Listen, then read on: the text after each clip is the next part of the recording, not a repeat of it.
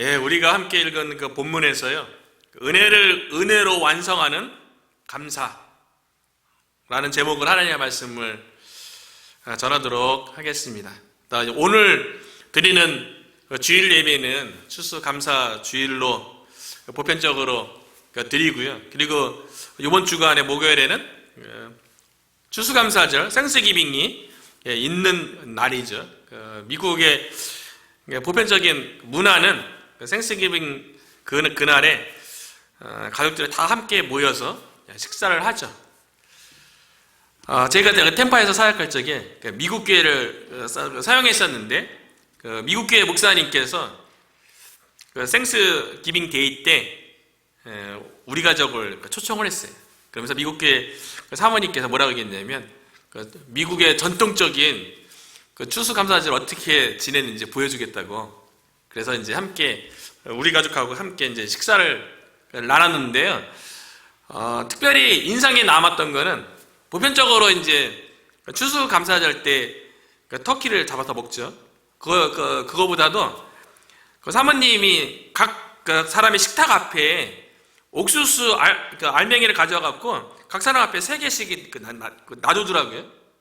그리고서 한 해 동안 되돌아보면서 하나님 앞에서 가장 감사한 거 3가지, 옥수수 3알 놔두고 한 해 동안 하나님 앞에서 가장 감사한 거 3가지 생각했다가 다 식사 나누고 이렇게 교제할 적에 나누자고.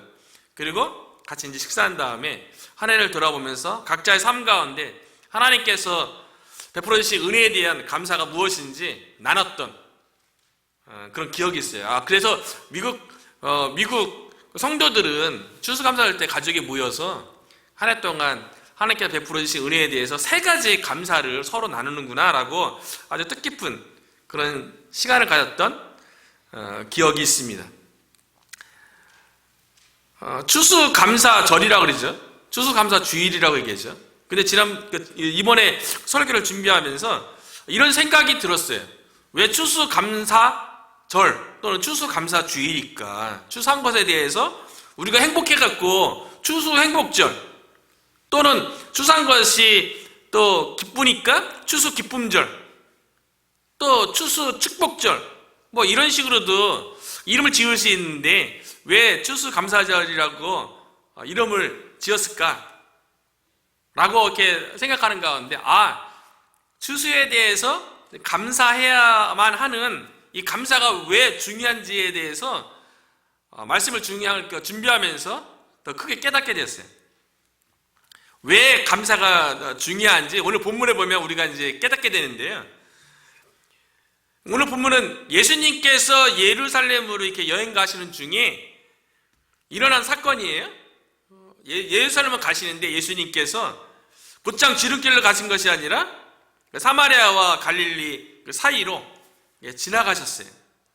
그러니까 갈릴리와 사마리아 이 지역은 이스라엘 지역에 있어서는 이렇게 변방이에요. 그리고 소외된 지역입니다. 그리고 우리가 잘 알고 있는 것처럼 이 사마리아 이 지역은 혼혈족이 사는 그런 곳이죠. 그래서 유대인들에 의해서는 되게 무시받던 그런 장소입니다. 아주 변방 중에 변방. 그곳에서 이제 나병 환자들이, 이전에는 문둥병이라고 일컬어졌던 사람들이 소외된, 문둥병은 피부 질환이잖아요. 그래서 예전에는 이것이 간염의 위험이 있다 그래서 우리나라도 나병 환자들은, 문둥병자들은 한 지역에서 모여 살게 했어요. 그것이 지금도 남아있는 것이 이제 여수의 애양원이고 또 소록도죠. 저는 대학생 시절에 여수의 애양원도 가봤고요. 그 당시에는 나병 약의 치료가 이제 치료제가 개발이 돼갖고 완치가 되었죠. 근데 이제 나병으로 인해서 피부가 이제 뭉그러져서 튀어나온 부분들은 다 없어진. 그래서 나병 환자를 보면 대부분 다 장님이세요. 그리고 모든 몸에 있는 튀어나온 부분은 다 뭉그러졌어요. 근데 고통이 없대요. 그래서 대부분 귀가 없고요, 코가 없고요, 입술도 뭉그러져 있고, 그리고 손가락과 발가락이 없으세요. 근데 감동적인 것은 소록도 갔을 때는 그분들과 함께 예배를 드렸는데 손가락이 없는데 보니까는 그 교회에 하모니카 찬양팀이 있더라고요. 그러니까 대부분 그분들이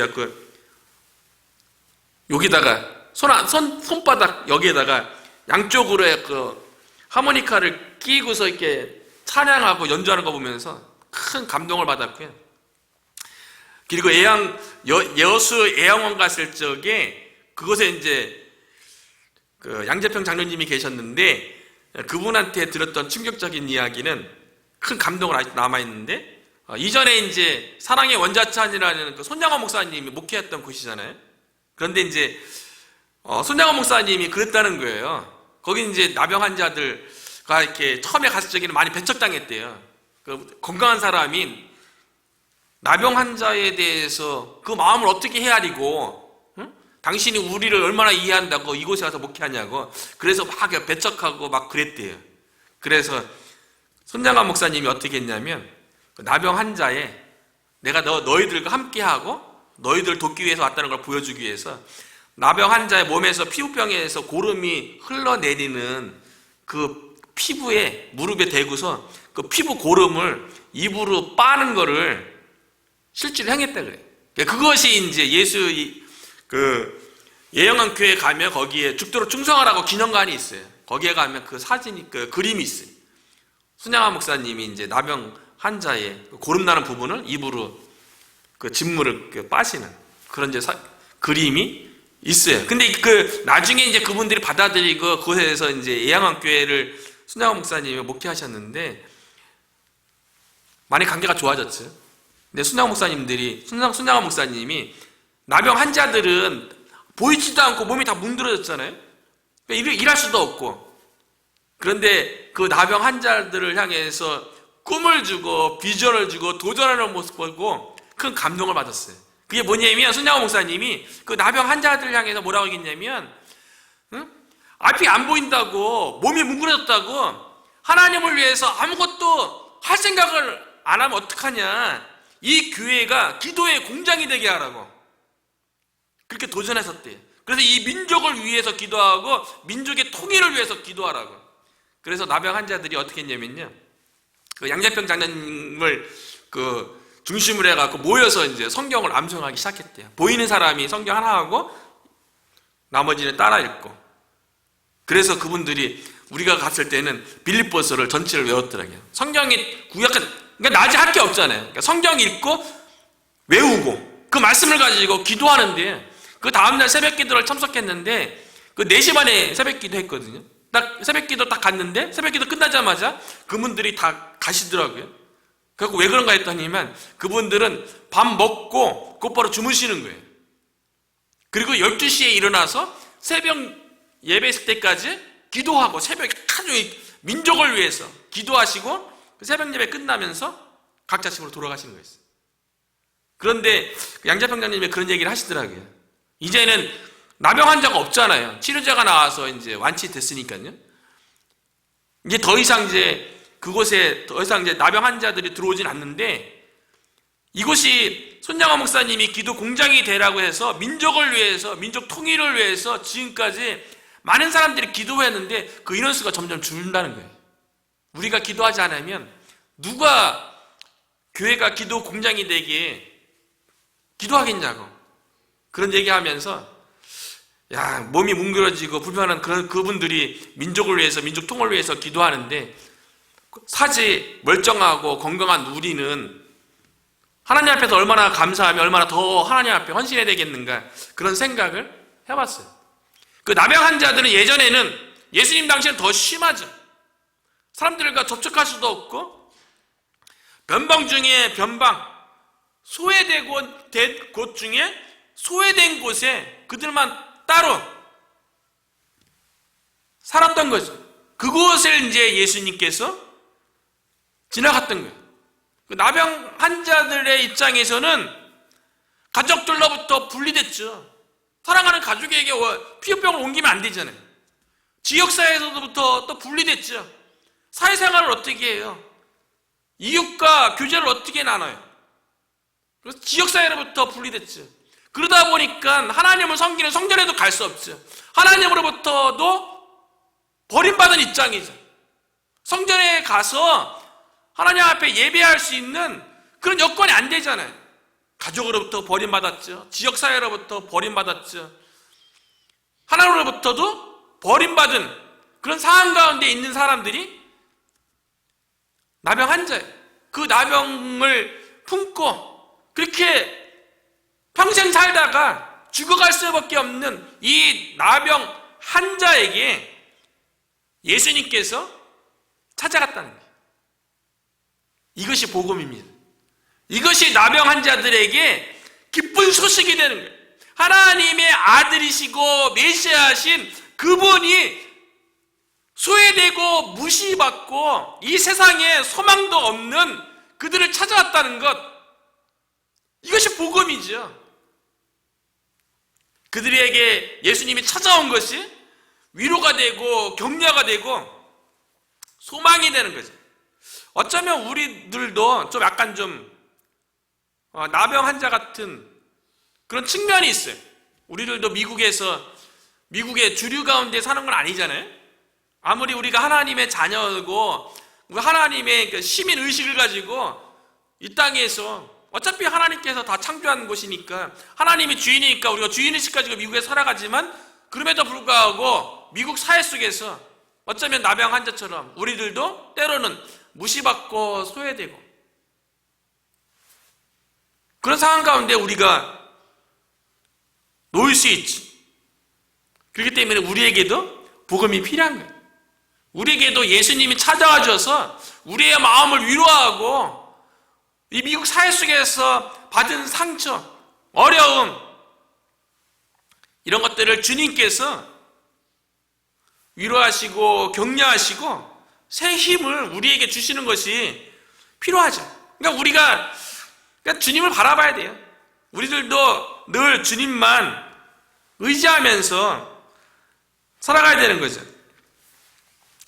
예수님께서 나병 환자를 찾아왔을 적에 그래도 변방 중에 변방이지만 오고 가는 사람들에 의해서 예수님에 대한 소문을 들었던 것 같아요.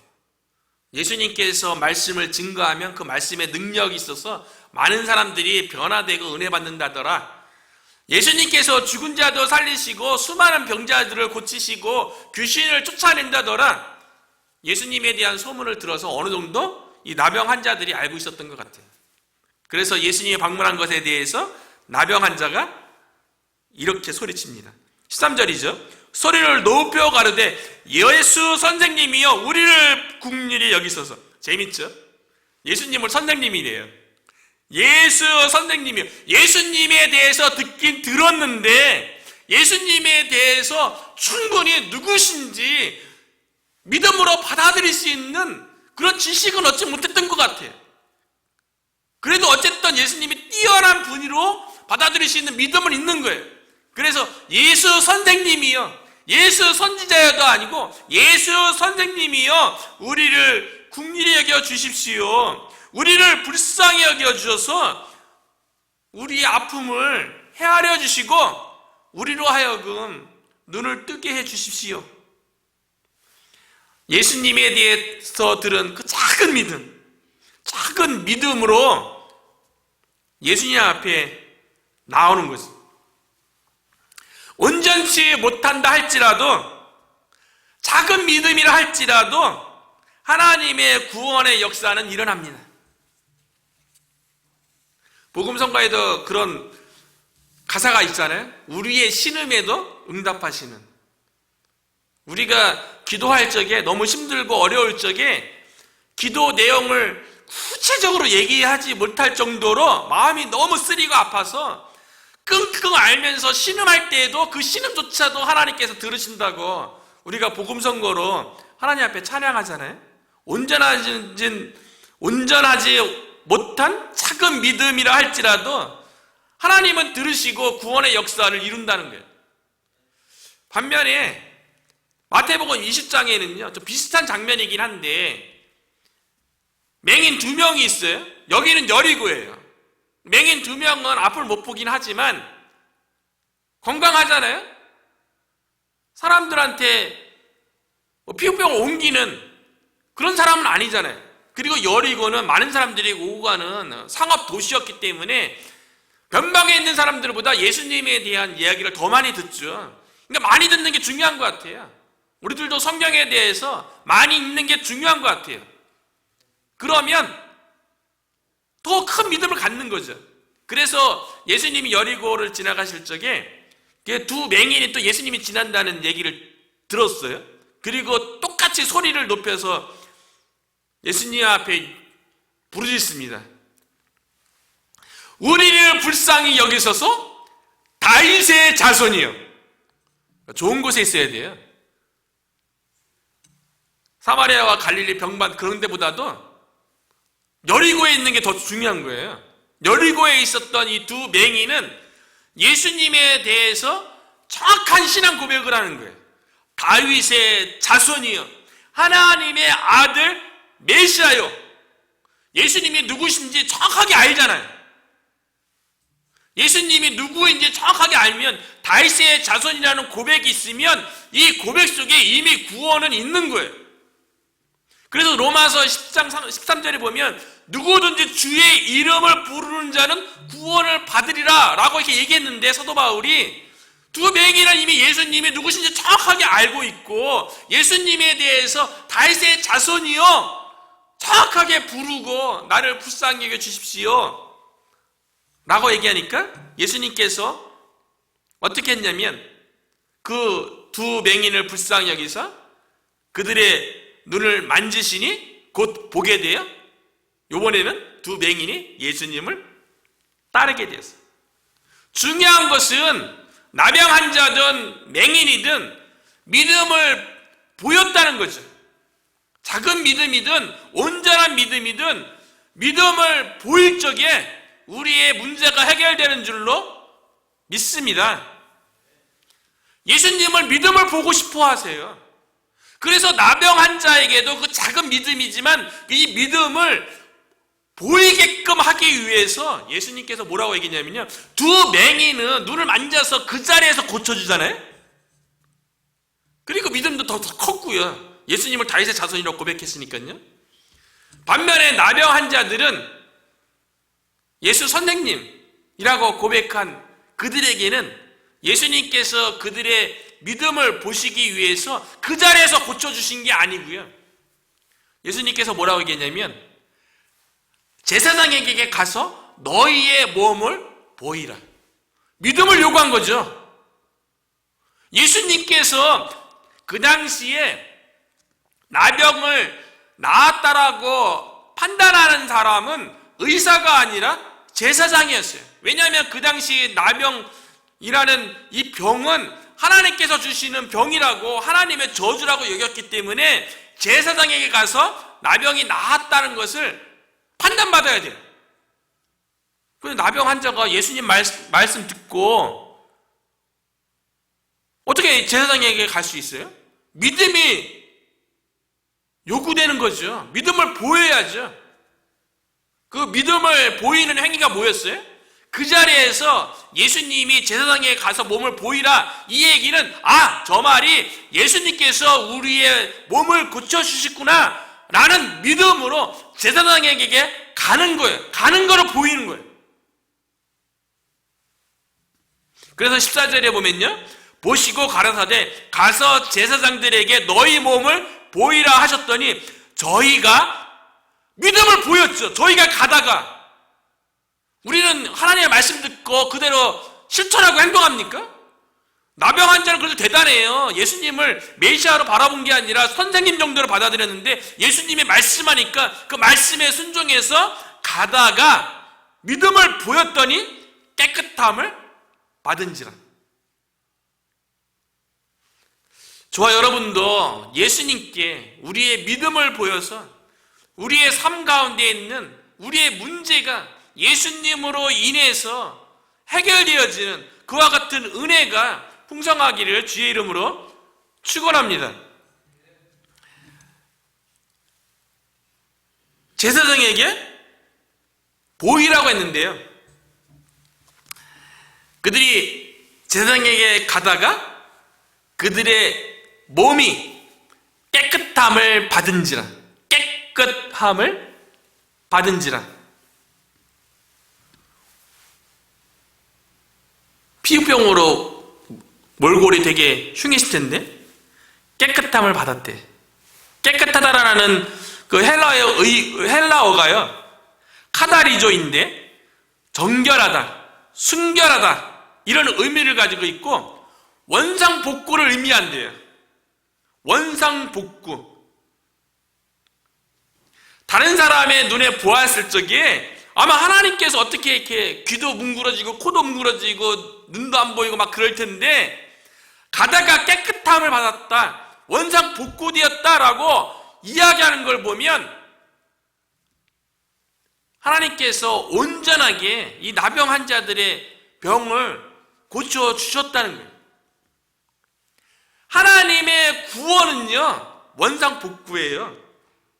완전한 회복이에요. 우리 인류가 죄를 짓기 전에 아담과 하와가 하나님의 형상대로 지음받아서 날마다 하나님과 함께하며 하나님과 교제하며 하나님 안에서 풍성한 삶을 살았던 그때로 회복되는 것, 하나님과의 관계가 온전해지는 것, 이것이 구원이라는 거예요. 우리의 구원은 온전한 구원이고요, 온전한 회복이라는 거예요. 하나님과의 관계의 온전한 회복이라는 거예요. 10명의 나방 환자가 깨끗함을 받았어요. 구원을 받았잖아요. 믿음을 보여서요. 그런데 하나님의 은혜를 받은 문둥병자 10명의 반응을 보면요, 좀 갈렸어요. 15절에 보니까요, 그 중에 하나가 자기의 나은 것을 보고 큰 소리로 하나님께 영광을 돌리며 돌아와 10명 중에 한 명만이 하나님께 영광 돌리기 위해서 예수님께로 돌아왔대요. 누가 고쳐줬습니까? 예수님이 고쳐주셨잖아요. 그런데 10명이 고침을 받았는데 오직 한 사람만이 돌아왔는데 그가 누구냐면 사마리아인이에요. 그리고 나머지 9명은 언급되지 않았지만 아마도 유대인이라고 추측을 해요. 10명이 모두 하나님의 은혜로 고침을 받았잖아요. 근데 하나님의 은혜에 대한 어떤 표현도 하지 않아요. 그런데 오직 한 사람만이 예수님께 돌아와서 엎드려 살해했잖아요. 사마리아인만 마음이 겸손한 거예요. 마음이 낮은 마음을 가지고 있는 거예요. 감사는 은혜를 아는 자가 하는 거예요. 은혜를 모르면 감사를 하지 않는다는 거죠. 그래서 17절에 보니까 예수께서 대답하여 가라사대 10사람이 다 깨끗함을 받지 않았느냐? 그 9은 어디 있느냐? 9도 하나님의 은혜로 원상복구 됐잖아요. 어쩌면 귀가 떨어졌는데 귀가 생겼는지도 모르겠어요. 코가 떨어졌는데 코가 생기고 장님이었는데 눈을 떠는 그런 고침을 받았을 거예요. 그런데 그 9명은 감사하지 않았어요.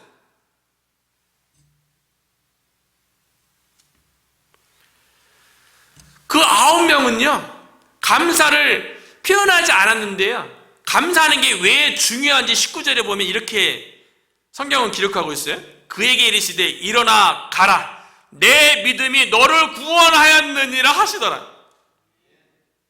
9명이 고침을 받았는데 육신이 원상복구되는 육신의 고침을 받았을지언정 영혼의 구원은 받지 못했어요. 반쪽짜리 구원이죠.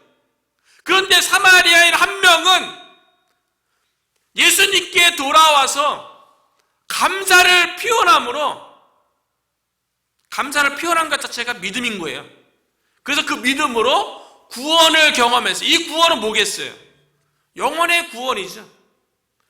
온전한 구원을 경험했어요. 감사는 하나님의 은혜를 하나님의 은혜로 고백하는 거고요.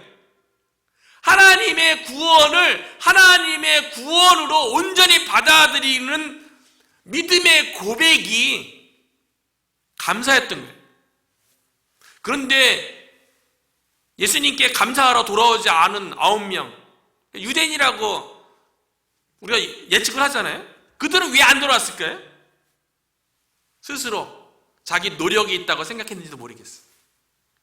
아마 믿음을 보이라 그래갖고 아마 하나님께서 고쳐줬음에도 불구하고 그래서 자기가 믿음을 보여서 그래도 제사장에게 가는 이 모습을 내가 보여서 내가 좀 노력해서 내가 좀 공로가 있어서 그래도 내가 고침을 받았지,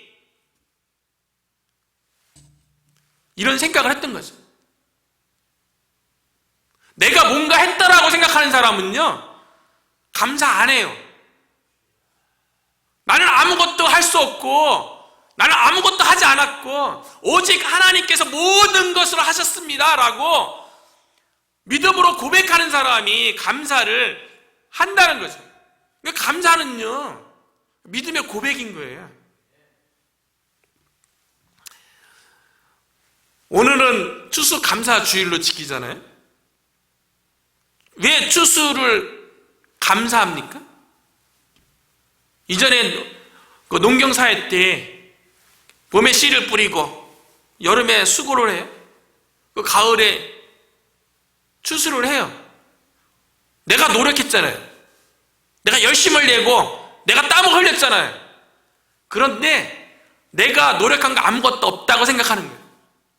모든 것 다 하나님께서 은혜로 씨를 뿌리겠고 하나님께서 은혜로 농작물을 관리하게 겠고 하나님께서 돌보셔서 수확하게 하셨다고 고백하는 것이, 모든 것이 하나님의 돌보심이고 모든 것이 하나님의 은혜입니다라고 고백하는 것이 감사라는 거예요. 감사가 너무 중요하죠. 하나님의 은혜를 은혜로 완성시키고 하나님의 구원을 온전한 구원으로 완성시키는 거예요. 이기적이고 교만하고 나 잘났다고 생각하고 내가 뭔가 했다라고 생각하는 사람은 감사하지 않는 거죠. 그래서 감사는요, 내 노력의 대가가 아닌 전적인 누군가의 은혜로 인해서 내가 누립니다 라는 고백이라는 거죠. 우리는 우리의 어떤 노력, 공로 없이 전적인 하나님의 은혜로 구원받아서 하나님의 자녀가 되지 않았습니까? 그래서 에베소서 2장 8, 9절에 보면 너희는 그 은혜로 의하여 믿음으로 말미암아 구원을 얻었나니 이것은 너희에게서 난 것이 아니 하나님의 선물이라 행위에서 난 것이 아니니 이는 누구든지 자랑하지 못하게 함이라. 믿음조차도요, 은혜예요. 너희가 그 은혜로 인하여 믿음으로 말미암아, 믿음도 내가 믿었어가 아니죠. 믿음조차도 하나님께서 우리에게 은혜로 주셨다는 거예요. 그래서 우리가 하나님의 은혜로 구원받고 우리가 하나님의 자녀가 되었죠. 그런데 내가 뭔가 구원받는데 내가 뭔가 공로가 있고 내가 뭔가 노력했다고 생각하면 감사하겠어요? 안 하죠. 부모와 자녀 사이도 마찬가지 아닙니까? 자녀가 교만하고 자기 스스로 잘나서 여기까지 왔다고 생각하는 자녀는 부모에 대해서 감사하는 마음은 없죠. 이웃과의 관계도 마찬가지죠. 내 주변에 있는 사람들도 동업하는 관계에서도 내가 잘났다고 생각하는 사람은 누군가에게 도움을 줘도 감사 안 하죠. 하나님과 하물며 우리의 관계는 어떻겠어요? 내가 뭔가 노력해서 얻었다고 생각하면 감사를 안 하는 거죠. 우리는 전적으로 하나님의 은혜로 하나님의 자녀가 되었고 전적인 하나님의 은혜로 한 해 동안 우리가 농사를 지어서 수확하진 않지만 우리가 일을 하고 한 해 동안 지내오면서 먹고 입고 자고 생활하는 모든 영역 가운데 하나님의 은혜로 내가 지내왔습니다 라는 고백이 저와 여러분을 통해서 감사로 하나님 앞에 드렸으면 좋겠어요. 그리고 특별히 몇 가지 하나님 앞에 감사할 것에 대해서 간단하게 살펴볼게요. 첫째로는 하나님에 대해서 감사해야 돼요. 하나님께서 우리에게 뭐 해주고 안 해주고가 아니라요, 하나님이 우리와 함께 하신 그 하나님, 그 하나님이 선하시고 인자하신 분이라는 것 때문에 우리가 감사해야 돼요. 시편 136편에 여호와께 감사하라, 그는 선하시며 인자하심이 영원함이로다. 하나님의 선은요, 히브리어로 토브라고 얘기하잖아요. 하나님이 보시기에 좋았더라. 이게 이제 토브예요. 이게 선이에요. 토브가 좋다, 선하다, 아름답다 이렇게 번역되는데요, 하나님이 선하다는 것은요, 하나님의 의도대로, 하나님의 계획대로 이루어지는 거예요. 그러니까 하나님께서 말씀대로 천지 만물이 창조되어지니까 그것을 보고 좋았다라고 얘기하는 거죠. 토브라고 얘기했던 거죠. 그런데 하나님께서 선으로 우리의 인생 가운데 함께 하시기 때문에 우리의 인생이 하나님의 의도대로, 계획대로 간다는 거예요. 그리고 하나님의 인자하심이 영원하다고 얘기하는데, 우리와 함께 하시는 그 하나님의 인자하심, 히브리어로 헤세드 아닙니까? 인자하심, 자비하심, 하나님의 변함없는 사랑, 우리에 있는 모습 그대로, 우리의 부족하고 연약하고 그런 모습 가운데 변함없는 사랑으로, 인자하심으로 우리와 함께하는 그 하나님에 대해서 우리가 감사해야 된다는 거예요. 우리와 함께 하시는 선하시고 인자하신 그 하나님으로 인해서 우리가 감사해야 되고요. 그리고 두 번째는 우리가 예배 드릴 때 감사해야 된다는 거예요. 예배 자체는 하나님의 구원받은 백성만이 하나님 앞에 예배 드릴 수 있어요. 우리 안에 하나님의 생명이 있어서 하나님을 찾고 하나님께 찬양 올려드리고 하나님께 예배할 수 있잖아요. 예배는 하나님의 자녀된 우리에게 특권이자 영광인 거예요. 그렇기 때문에 모든 예배 가운데 우리가 감사해야 돼요. 그 영광의 자리에 우리의 초대를 해주셨잖아요. 그래서 시편 50편 14절에 보면 감사로 하나님께 제사를 드리며 지존하신 이에게 내 서원을 갚으며 환난 날에 나를 부르사 내가 너를 건지리니 내가 나를 영화롭게 하리로다. 감사로 하나님 앞에 예배 드릴 때 하나님께 영광 받는데요. 23절에도 감사로 제사를 드리는 자가 나를 영화롭게 하나니.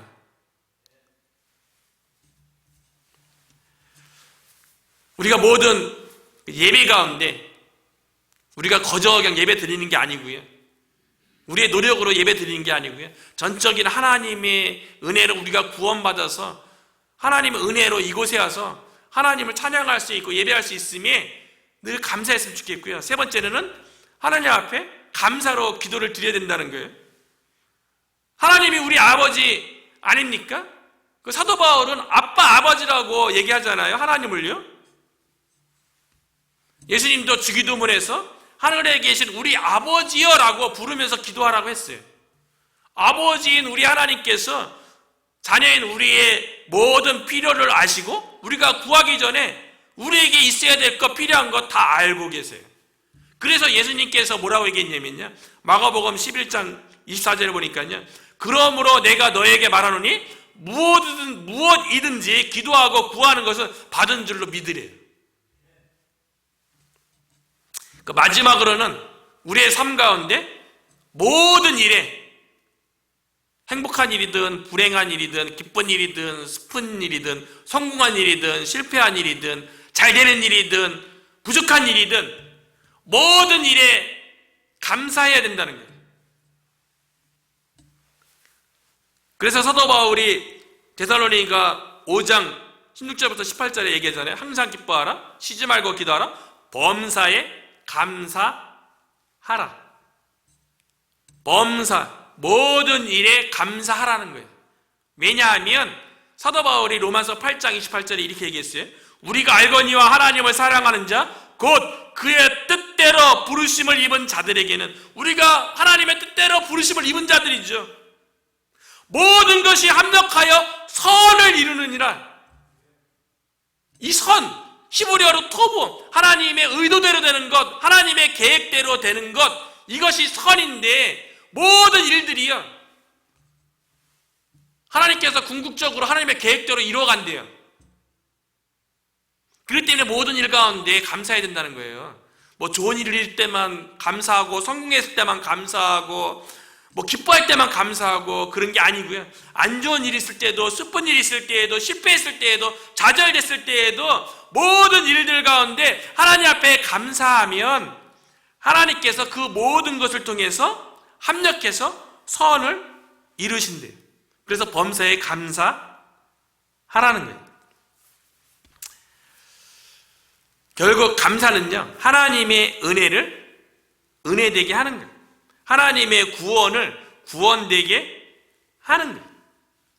나병 환자가 예수님 앞에 나와 엎드려 감사를 드렸을 적에 내 믿음이 너를 구원하였느니라. 온전한 구원, 온전한 회복, 온전한 관계를 회복했던 것처럼 우리가 감사를 통하여서 모든 일에, 기도 가운데, 예배 가운데, 또 우리와 함께 하시는 하나님에 대해서 늘 감사하며 하나님의 은혜로 여기는 저와 여러분 되시기를 주의 이름으로 축원합니다.